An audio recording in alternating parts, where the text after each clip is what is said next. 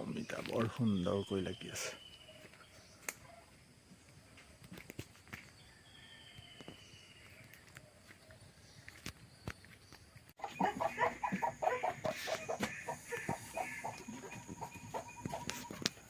এয়া গাঁৱলীয়া মানুহৰ গাঁৱলীয়া সম্পত্তি। সন্ধিয়া সময় হৈছে, সিহঁতক অলপ আহাৰ যোগান ধৰা হৈছে। অলপ পিছতে তেহেঁতি বাঁহত সোমাব আৰু। এই খুটাখুটি নকৰে, বৰ আপোনপেটীয়া। মতাটো বৰ আপোনপেটীয়া। চবে খা, মিলি জুলি খা।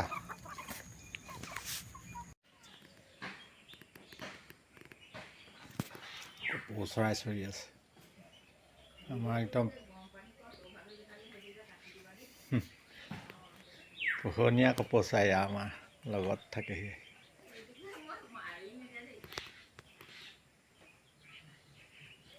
কি ধুনীয়াকৈ চৰি আছে চাপ।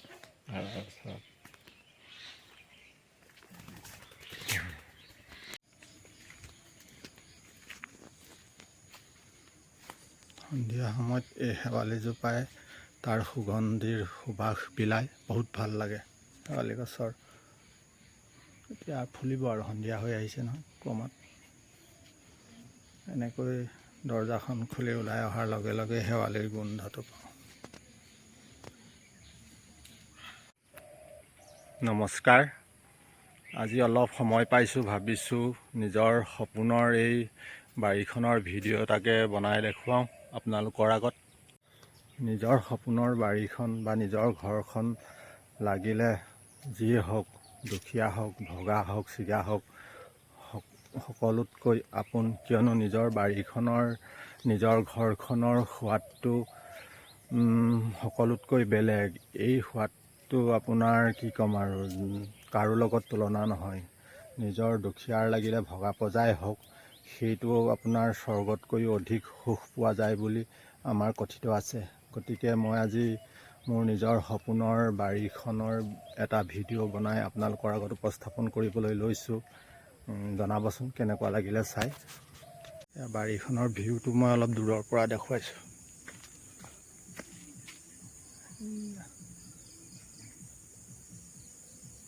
শাৰী শাৰী তামোল গছ আছে, কাষতে পথাৰখন। দূৰৰ পৰা মই দেখুৱাইছোঁ।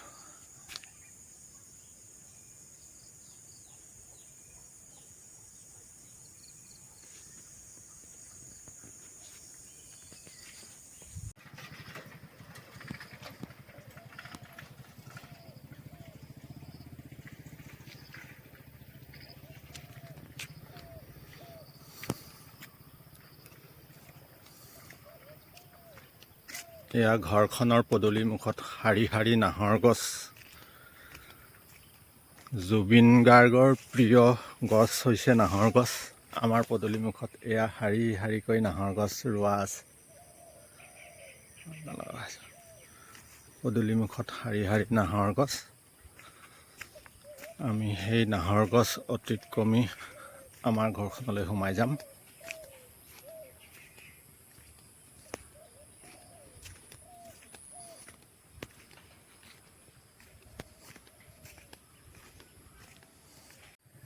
প্ৰথমেই মই আপোনালোকক জনাব বিচাৰিছোঁ যে মই একেবাৰে ভিতৰুৱা অঞ্চলত বসবাস কৰোঁ। আমাৰ অঞ্চলটো ৰাষ্ট্ৰীয় ঘাইপথৰ পৰা প্ৰায় 7 কিলোমিটাৰমান ভিতৰত অৱস্থিত। আমি বহুত এটা দুৰ্গম অঞ্চলত অৱস্থান কৰোঁ। প্ৰথমে বাহিৰৰ পৰা বাৰীখনৰ দৃশ্য দেখুৱাইছোঁ। ব'লক অকণমান আমি সোমাই যাম।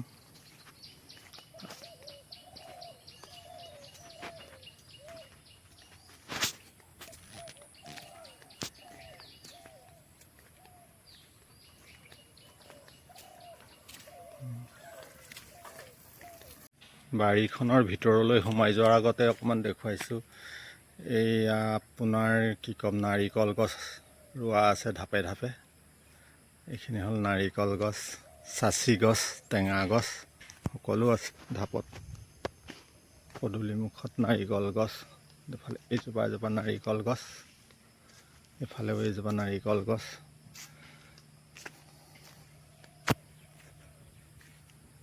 ঢাপত নিৰ্দিষ্ট এটা দূৰত্বত নাৰিকল গছ আৰু কলগছ ৰোপণ কৰা আছে।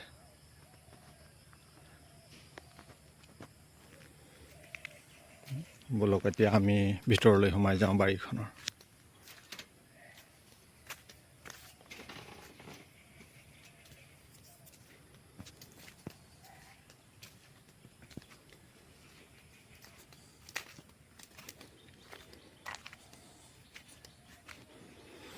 সোমাই আহি দেখা পাইছোঁ এয়া মধুৰি গছ।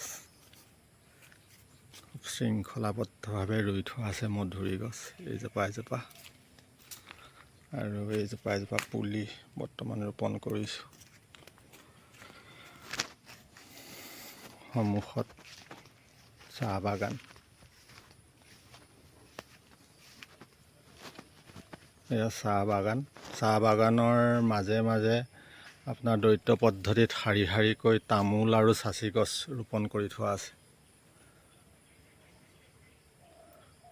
গাঁৱলীয়া অঞ্চলৰ বাৰীৰ এইটো এটা এডভান্টেজ বুলি ক'ব পাৰি, যদি গ্ৰহণ কৰিব পৰা যায়। আপোনাৰ কম মাটিতেই ৩-৪টা খেতি কৰাৰ বাবে উপযুক্ত, যিহেতু গাঁৱলীয়া মাটিখিনি বহুত সাৰুৱা, বিশেষকৈ আমাৰ অসমৰ মাটি। গতিকে এয়া একেডোখৰ মাটিতে শাৰী শাৰীকৈ চাহ গছৰ মাজে মাজে শাৰী শাৰী চাচি গছ, এইখিনি শাৰী শাৰী চাচি গছ আৰু চাচি গছৰ মাজে মাজে তামোল পুলি ৰুই থোৱা আছে। ইতিমধ্যে ২-এজোপা তামোল লাগিছে। এয়া সোমাই আহিয়ে পদূলি মুখৰ পৰা সোমাই আহিয়ে অন্তৰ্ভাগত এইজোপা অতি মৰমৰ শেৱালি। এতিয়া আহিনমহীয়া কাতিমহীয়া যি শেৱালিৰ সুবাস, সেই সুবাস আমি ঘৰৰ দৰ্জাখন খুলিলেই পাওঁ। এইজোপা শেৱালি ফুল ফুলিয়ে আছে বুলি ক'ব পাৰি, বহুত ডাঙৰ হৈ গৈছে শেৱালিজোপা। চাচি গছৰ মাজতেই ৰুই থৈছোঁ। এইজোপা আমাৰ অসমীয়াৰ স্বাভিমান তুলসী। এইজোপা তুলসী ঔষধি গছ।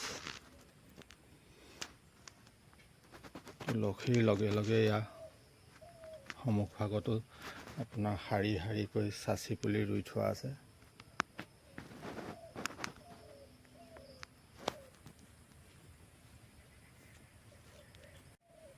এইখিনি তুলসী পুলি।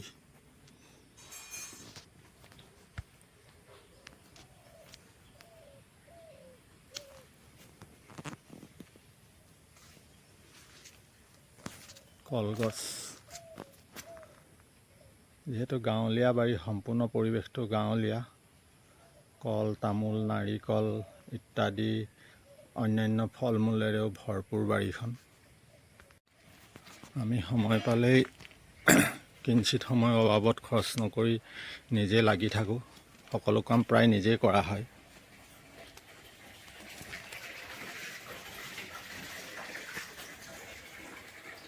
প্ৰথমতে আমি আমাৰ বাৰীত থকা জাহাজী কলখিনি দেখুৱাই লওঁ। এথোকা কল মেলিছে বৰ্তমান।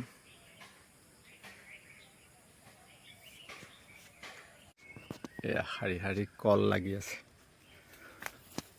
এথোকা এথোকা জাহাজী কল।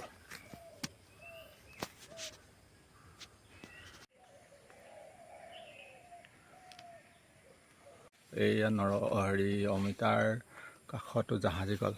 গোটেই বাৰীখনত কলৰ অভাৱ নাই। এয়া মই দেখুৱাইছোঁ।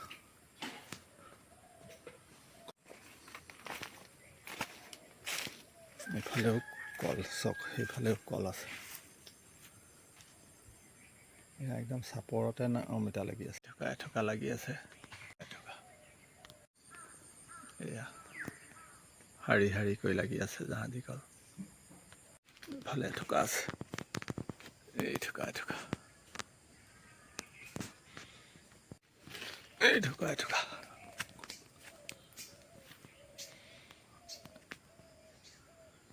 এথোকা এথোকা জাহাজী কল আজি কটা হ'ল, বুঢ়া হৈ গ'ল, সম্পূৰ্ণ বুঢ়া হ'ল। এনেদৰে ফাটি গৈছে কল, বুঢ়া হ'লে ফাটি যায়।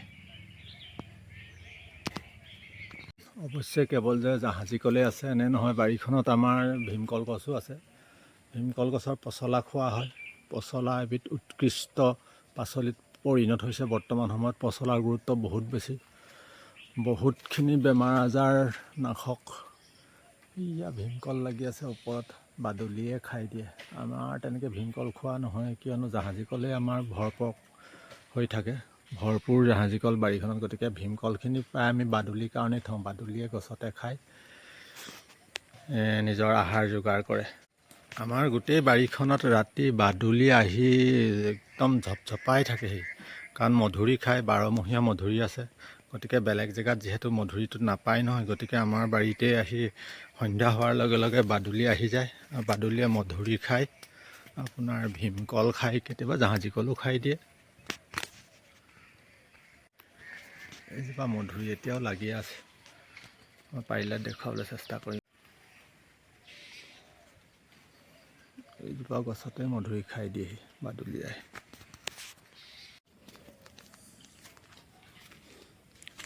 এয়া ঘৰৰ লগতে চাহ বাগিচা, চাহ বাগিচাৰ মাজে মাজে শাৰী শাৰী চাচি পুলি আৰু তামোল পুলি। কমটি জেগাতেই, সীমিত জেগাতেই দ্বৈত পদ্ধতিত কৰা কৃষি পদ্ধতিয়ে শাৰী শাৰী চাচি গছ আৰু তামোল গছ ৰোপণ কৰি থৈছোঁ। এই সকলো আমি নিজে কৰোঁ, নিজে ৰোপণ কৰা। মই আজি দেখুৱাইছোঁ আপোনালোকক বাৰীখনৰ দৃশ্য।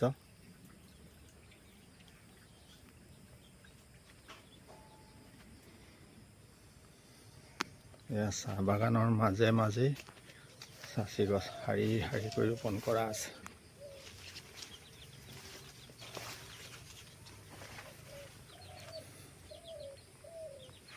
এয়া সুন্দৰ দৃশ্য। এনেদৰে আমি কমটি মাটিতেই 2-3টা খেতি কৰিব পাৰোঁ।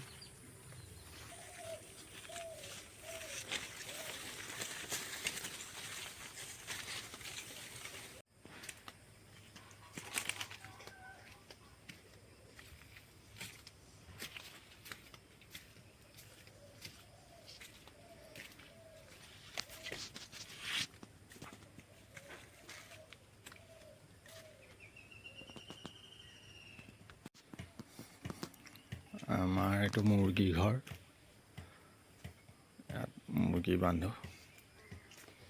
এইফালে পাণ গছ, তামোল গছ, শাৰী শাৰী পাণকেইজোপা অৱশ্যে নতুন, বেছি দিন হোৱা নাই ৰোপণ কৰা, অলপ সৰু সৰু হৈ আছে। এজোপা পাণ গছ, চত নেমু লাগি আছে, দেখুৱাই দিছোঁ।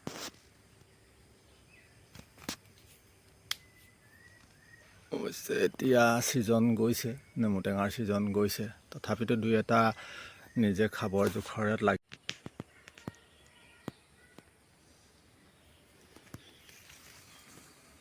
এইবিলাক কাজি নেমু লাগি আছে, অফ ছিজন যদিও লাগি আছে আৰু 2-এটা কৰি।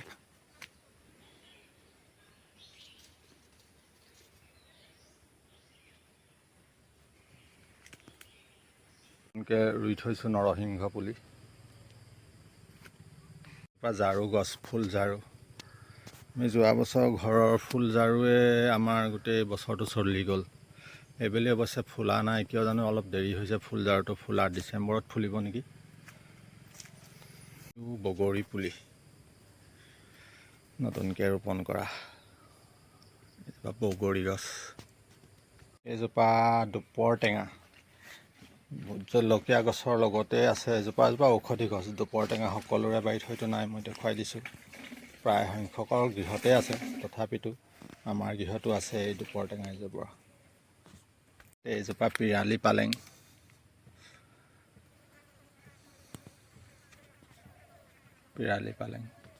এইখিনি হ'ল মচুন্দৈ গছ। পেটৰ গণ্ডগোল হ'লে খায়, এইবিলাক গাঁৱলীয়া দৰৱ। মচুন্দৈ গোন্ধটো অৱশ্যে বৰ উৎকট, কিন্তু ইয়াৰ কাম ভাল। আপোনালোকৰ পেটৰ যদি গণ্ডগোল হয়, মচুন্দৈ অলপমান পিচি তৰকাৰী বনাইও খাব পাৰে, চাটনি কৰিও খাব পাৰে। এয়া মচুন্দৈ গছ। এইজোপা আকৌ নিম গছ, গছজোপা অলপ বেয়া হৈ গৈছে, পিছে অলপ বাঁহ তলত পৰিলে, তথাপিতো এইটো পাতটোতো আছে। নিম পাত খাই বৰ ভাল লাগে। আপোনালোকে ভাল পায়নে? জনাবচোন। নিম গছজোপা পিছে অলপ মুকলি থোৱা হ'লে ভাল আছিল। মহানিম এইজোপা আকৌ শুকুতা তিতা মানে ঢাপ তিতা বুলি কয়। এই শুকুতা শাকো খাই ভাল লাগে। এইজোপা আপোনালোকৰ আছেনে নাই শুকুতা? এইজোপা আটলাছ গছ। আপোনালোকৰ ফালে আটলাছ আছে নাই বাৰু জনাবচোন। এইজোপা আটলাছ এটা লাগিছে, প্ৰথম লাগিছে এইবাৰ। মই দেখাবলৈ চেষ্টা কৰিছোঁ আৰু এইটো আটলাছ লাগিছে প্ৰথম মধুৰিটোৰ সমান। দেখিছে? আজিকালি প্ৰায় নাইকিয়াই হৈছে গাঁওবিলাকত মানুহৰ ঘৰত আটলাছ গছ। আপোনালোকৰ কাৰোবাৰ ঘৰত আছে যদি জনাব কমেণ্ট কৰি। এইজোপা জবা ফুল, এয়া কলি পেলাইছে আৰু জবা ফুলৰ ৰক্ত জবা। এজোপা ঔষধি ফুল যদিও ঔষধি গছ হয়। এজোপা আকৌ শিলিখা গছ ৰাস্তাৰ দাঁতিত মই ৰুই ডাঙৰ কৰিছোঁ। এইজোপা শিলিখাৰ লগতে এজোপা ৰাস্তাৰ দাঁতিত এজোপা মধুৰি গছ দি থৈছোঁ। সাঁতৰুৱা পাতৰুৱাই খাব সময়ত। এইবছৰ লাগিছিলেও ফল খাইছে বাৰু। কাষতে আমাৰ এইজোপা জলকীয়া গছ। বহুত জলকীয়া লাগিলে এইবাৰ। জলকীয়াখিনি কিমান খাব, বিক্ৰী কৰিলোঁ, ৰাইজকো দিলোঁ। এইজোপা আপোনাৰ কি জলকীয়া বুলি কয়? মেম জলকীয়া। এজোপা বহুত ডাঙৰ হৈ গৈছে গছ, আমাৰ মানুহটোতকৈ ওখ হৈ গৈছে। এজোপা নিজে ৰোৱা একেবাৰে চাপৰতে তামোল লাগে। থোকা মই দেখুৱাই দিছোঁ। এয়া তামোল লাগি আছে, নিজে হাতে ঢুকি পায় তামোল। বছ এইবুলি কোনো বিলাতী তামোল নহয়, আমাৰ দেশী তামোলে। এয়া ইমান চাপৰত লাগি আছে।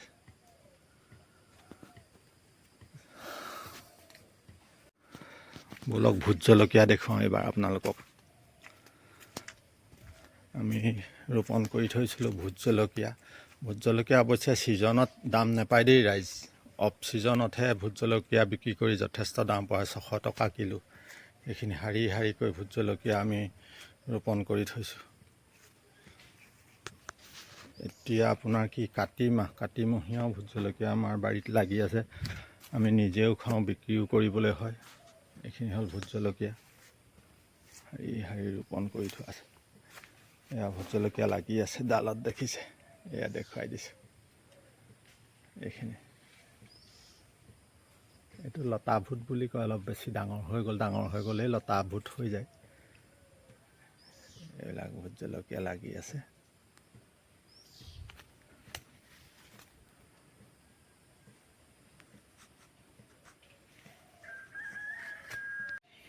এইখিনি বাতুল গুটি বনাই থৈছোঁ। বাতুল গুটি মানে কেটেপা গুটি, আপোনাৰ কেৰ্কেটুৱা মাৰিবৰ কাৰণে। তামোল খাবলৈ আহে, কলি তামোলবিলাক খুব খায় আৰু নষ্ট কৰে। কেৰ্কেটুৱা হৈছে বাৰীখনত। যিহেতু ফল মূল ভৰপূৰ হৈ থাকে, আপোনাৰ কল, অমিতাও খাই দিয়ে কেৰ্কেটুৱা। আৰু বান্দৰ আহে লগতে অলপ দুই এটা আজিকালি বান্দৰ আহিবলৈ লৈছে। সেইকাৰণে এইখিনি আমি কেটেপা মাৰিবৰ কাৰণে কেটেপা গুটি বনাই থৈছোঁ।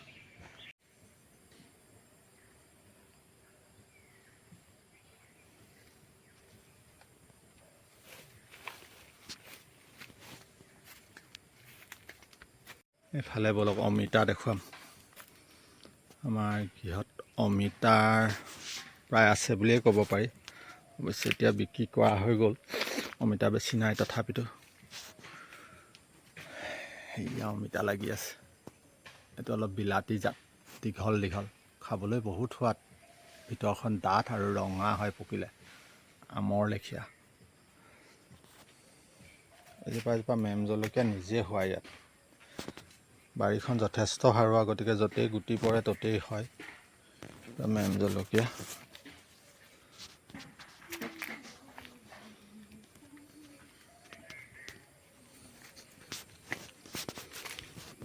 এজোপা অমিতা লাগি আছে।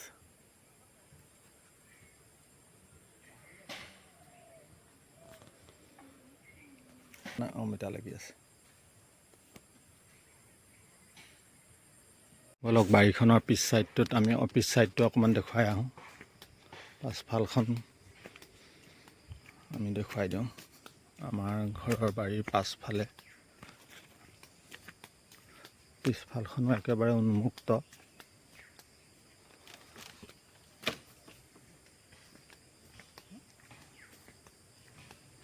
বাগান আছে আৰু আপোনাৰ খেতি পথাৰ, হাবি জংঘলেৰে ভৰপূৰ আমাৰ অঞ্চলটো।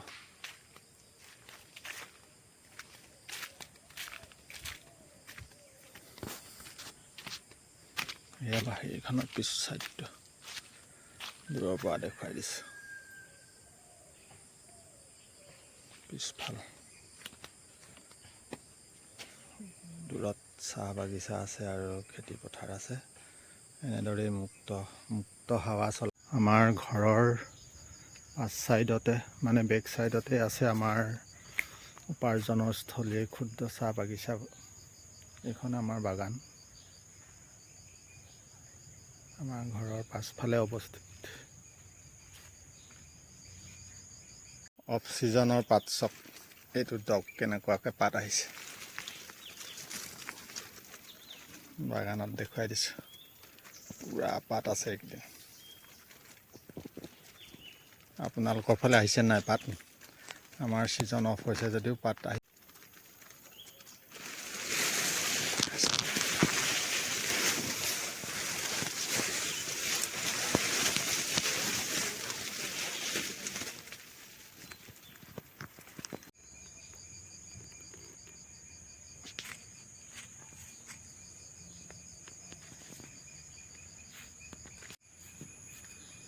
বাগানৰ মাজতো শাৰী শাৰী তামোল গছ ৰোপণ কৰা আছে।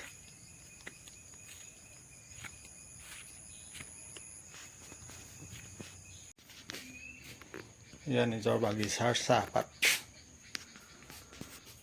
ছিজনটো গৈছে যদিও চাহপাত ওলাই আছে।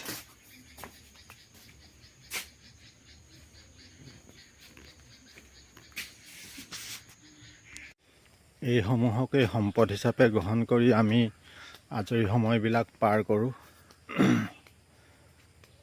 বাৰীখনত সম্পূৰ্ণ নিজে কৰ্ম কৰি থাকোঁ। আজৰি সময়খিনি সদব্যৱহাৰ কৰি এনেদৰেই আমাৰ জীৱনশৈলীবিলাক অতিবাহিত হয়। এনেদৰেই আজৰি সময়ত বাৰীখনত লাগি থাকোঁ, কৰ্মব্যস্ত হৈ থাকোঁ। ভাল লাগে, গা মন ভাল লাগে, স্বাস্থ্য ভালে থাকে। এজোপা ঘিউ কচু, ইয়াৰ ডালখিনি ভাজি খাবলৈ বহুত সোৱাদযুক্ত কচু। ধন্যবাদ, আজিলৈ ইমানেই।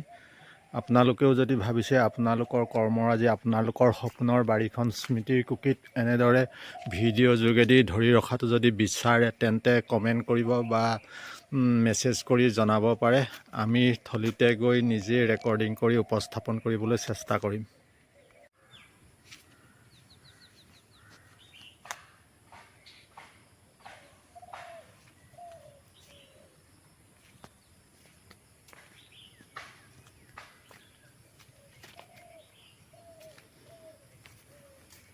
যদি চাই ভাল পালে এটা লাইক কৰি দিব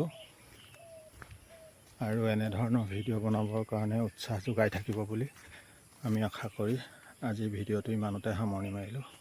নমস্কাৰ, ধন্যবাদ।